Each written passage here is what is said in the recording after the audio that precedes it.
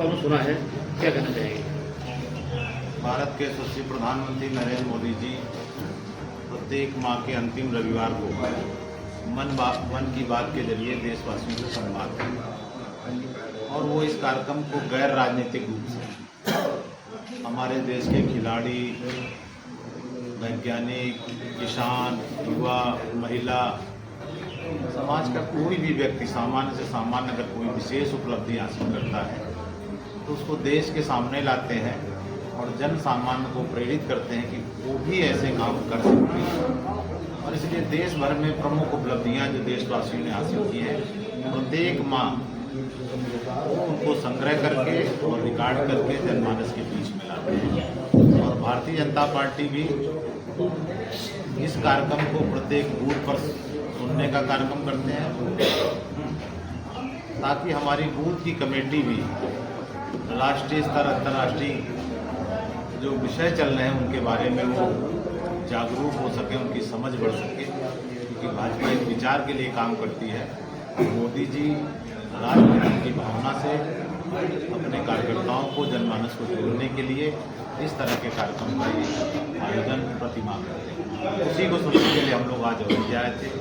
इससे पहले हम सभी लोग औरैया का जो राजकीय मेडिकल कॉलेज है, पिछले वर्ष श्लोका देवी अहिल्याबाई होलकर जयंती पर मैंने मांग किया था योगी जी से कि औरैया की मेडिकल कॉलेज का नाम लोक माता पुण्य श्लोका देवी अहिल्याबाई होलकर के नाम पर किया जाए। मोदी जी ने बिल्कुल 2 मिनट के अंदर ही इसकी घोषणा किया था, उसका नामकरण हो गया है।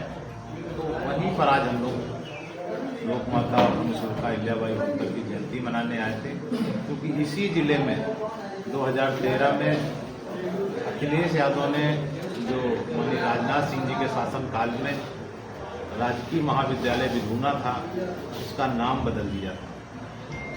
वो भारत के सनातन के जो योद्धा हैं, महापुरुष हैं, उन सबसे खड़ा करते हैं। वो कतई बर्दाश्त नहीं करते कि उनके शासनकाल में ऐसे किसी महापुरुष के जो सनातन के लिए जिसने काम किया उसको वो बर्दाश्त नहीं करते। और इसी के लिए उन्होंने 2013 में उसका नाम बदलकर लोहिया जी के नाम पर कर दिया था। हम लोग लोहिया जी का भी सम्मान करते हैं, इसलिए उस स्थान का नाम बदलने के स्थान पर राजकीय मेडिकल कॉलेज जो था औरैया, उसको करने का काम किया था। अखिलेश जी को एहसास कराने के लिए आपके दिल में अहिल्याबाई होलकर के लिए सम्मान ना हो, लेकिन भाजपा पुण्य श्लोका लोक माता देवी अहिल्याबाई होलकर का सम्मान करती है। इसलिए औरैया में ही उनको ये एहसास कराने के लिए कि आप अपमान कर सकते हो, लेकिन भारतीय जनता पार्टी उनका पूरा सम्मान करती है। क्योंकि पुण्य श्लोका शब्द जो किसी को भी अगर पदवी मिली है तो आज तक सृष्टि में राजा नल को, धर्मराज युधिष्ठिर को और तीसरी लोक माता अहिल्याबाई होलकर, ये स्वार्जित नहीं, समाज ने उनको मान्यता दिया कि ऐसा चरित्र, शुभ चरित्र जिस पर कोई भी विवाद का कोई विषय ना हो, जिन्होंने शुद्ध मन से देश और समाज की सेवा किया हो। आज नरेंद्र मोदी जी उसी के सारे जो भी उन्होंने राह दिखाई, चाहे आत्मनिर्भर भारत का हो, उन्होंने अपने मालवा राज्य को औद्योगिकरण का, मालवा में जो महेश्वर की साड़ियाँ हैं अलग राज्यों से बुलाकर अपने राज्य में उद्योग लगवाए, अपने नारी शिक्षा और नारी सेना भी बनाने का उन्होंने काम किया था। महिलाओं की एक सशक्त टुकड़ी भी किया।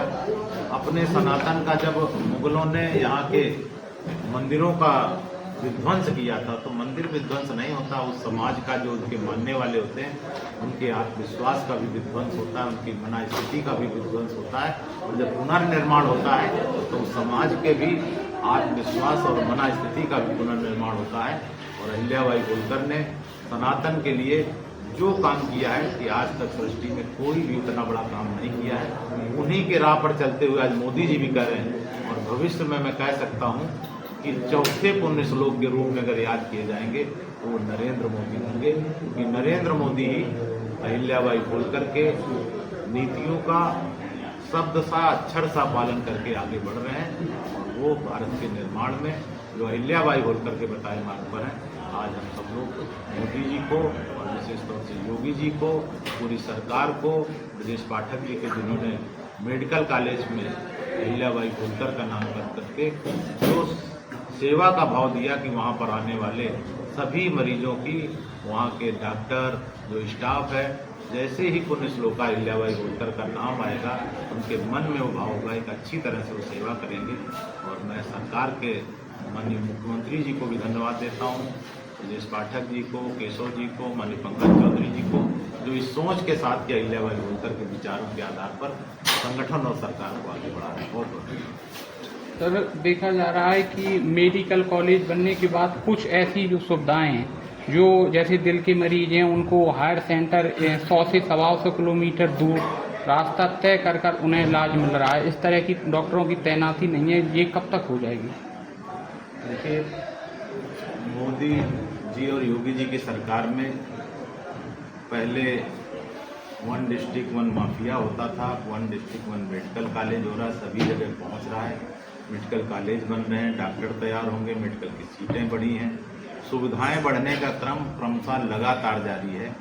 जो सुविधाएं नहीं हैं, सरकार जरूर उन विषयों में होगी। अभी कानपुर जाना पड़ता होगा, सारे रोगों का इलाज कैसे औरैया में हो, मैं भी सरकार से यही कहूँगा। और धीरे धीरे मुझे लगता है कि कुछ ही दिनों में आप देखेंगे सारी सुविधाएं यहाँ भी उपलब्ध होंगी। सर, विपक्ष का आरोप है, वही देखा जाए राहुल गांधी और अखिलेश जी का, कि वन माफिया 1 डिस्ट्रिक्ट में लगातार जात देख के इनकाउंटर हो रहे, जात देख के मुकदमा लगाया, जात देख के बुलडोजर चल रहा है, उससे कहते हैं। देखिए, कोई जाति नहीं, अपराधियों की कोई नहीं, जो भी अपराध करेगा किसी भी है, क्या करें कि कोई समुदाय के लोग ज़्यादा अपराध करते हैं और मारे जा रहे हैं, तो उसमें क्या कर सकते हैं? वो अपराध छोड़ दें, उनका इनकाउंटर नहीं होगा। संगठन की मजबूती के लिए भाजपा क्या प्रमुख कार्य कर रही जनपद में? भारतीय जनता पार्टी बूथ आधारित और कैडर बेस्ड संरचना पर काम करती है, और इस माह से भारतीय जनता पार्टी ने प्रथम पखवाड़े में अपनी सभी जिला बैठकें किया है, पहले सप्ताह में मंडल बैठक किया है, और मन की बात हर रविवार, आखिरी रविवार को होती है, उससे पहले सभी केंद्र की बैठक, और आज पूरे प्रदेश में और पूरे देश में भारतीय जनता पार्टी मन की बात सुनने के बाद बूथ की बैठकें कर रही है।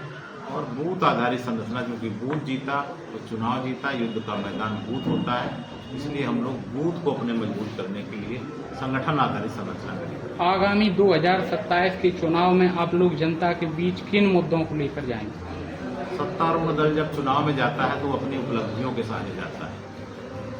मोदी सरकार की और योगी सरकार की शानदार उपलब्धियां हैं, हम उन्हीं को लेकर, हमने अंतर्राष्ट्रीय स्तर से लेकर और ग्राम स्तर तक सभी ज़रूरतमंद लोगों के यहाँ शौचालय, सभी के पक्के आवास, सभी को इलाज की सुविधा, सभी को अनाज की सुविधा, सभी किसानों को किसान सम्मान निधि, ज़रूरतमंद कारीगरों के लिए प्रधानमंत्री स्वनिधि योजना, ऐसी छोटी छोटी योजनाओं से लेकर roadways, highways, medical college, Airways, ऐसी सारी चीज़ें, अपनी सुरक्षा के मामले में आपने देखा होगा कि भारत में 2014 से पहले अगर कहीं आप जाते थे तो हर भीड़ भाड़ वाले स्थान पर, रेलवे स्टेशन, बस अड्डे पर एक सायरन परमानेंट बजता रहता था कि किसी संदिग्ध वस्तु को न छुए, बम हो सकता है। 2014 के बाद आतंकवाद की घटनाएं नियंत्रित हुई हैं। अगर पाकिस्तान प्रायोजित आतंकवाद उरी में घटना करता है तो सर्जिकल स्ट्राइक, पुलवामा में करता है तो एयर स्ट्राइक, और अगर पहलगाम में दुस्साहस करते हैं हमारे 26 बहनों के, उनके पतियों के सामने अगर मां का सिंदूर उजाड़ते हैं, तो ऑपरेशन सिंदूर चलाकर 9 आतंकवादी अड्डे और सभी उनके 11 एयरबेस ध्वस्त करके 3.5 दिन में पाकिस्तान को ध्वस्त किया है अपने स्वदेशी हथियारों से, ब्रह्मोस, आकाश, तेजस। तो हम रक्षा क्षेत्र में हुए हैं, चंद्रमा के दक्षिणी ध्रुव पर जहां दुनिया का आज तक कोई देश नहीं पहुंचा, वहां पहुंचे। अटल सेतु, सबसे बड़ा समुद्री सेतु हमने बनाया है। स्टैचू ऑफ यूनिटी इन्हीं 12 सालों में दुनिया की सबसे ऊंची मूर्ति बनी है। सबसे ऊंची अटल टनल, राष्ट्रीय राजमार्ग बना है। हुबली में सबसे बड़ा विश्व का रेलवे स्टेशन बना है। तो हमने विश्व स्तर से लेकर जिला और गांव स्तर तक में बहुत बड़ी उपलब्धि हासिल किया है। युद्ध क्षेत्र में आप देखिए, रूस यूक्रेन 4 साल होने को है, हल नहीं निकला है। इजराइल हमास का 4 साल हो गए। ट्रंप अगर बहुत ज़्यादा उछल कूद करते थे 40 दिन में ईरान के साथ ये हाल हो गया कि उनको मुनीर के साथ उनको बैठकर समझौता करना पड़ रहा है। ये उनके दुर्दिन आ गए और भारत ने पाकिस्तान को अपने शत्रु देश को 3.5 दिन में घुटने पर लाकर दुनिया में एक मिसाल कायम किया है। भारत का उभरता हुआ आज हम 11वें नंबर से 4थे नंबर की अर्थव्यवस्था बने हैं और दुनिया देख रहा है। सारे दल आप बंगाल चुनाव के बाद देखिए, घुसपैठिए पहली बार लुंगी उठाकर बांग्लादेश की ओर भाग रहे हैं। नहीं तो ये सब उधर से इधर ला रहे थे। सारे दल, चाहे अखिलेश यादव, चाहे राहुल हो, चाहे ममता बनर्जी हो, ये देशद्रोही हैं, गद्दार हैं। ये घुसपैठियों को अपने वोट बैंक के लिए बसाते हैं। जनता इसको देख रही। ऐसे देशद्रोही गद्दारों को जो चाहे 2024 में जो उन्होंने झूठा नैरेटिव स्थापित किया था आरक्षण संविधान का, और उसके बाद जनता समझ चुकी, चाहे हरियाणा हो, चाहे दिल्ली हो, चाहे महाराष्ट्र हो, चाहे बिहार में हो और अभी पश्चिम बंगाल में, जो सबक सिखाया है वही 2027 में जैसे आरजेडी की 20-25 सीटें 25-27 आई थी, वही अखिलेश यादव की होंगी। योगी जी के नेतृत्व में 350 से अधिक सीटें उत्तर प्रदेश में आएंगी और योगी जी तीसरी बार मुख्यमंत्री बनेंगे अपने काम के आधार पर, अपनी उपलब्धियों के आधार पर।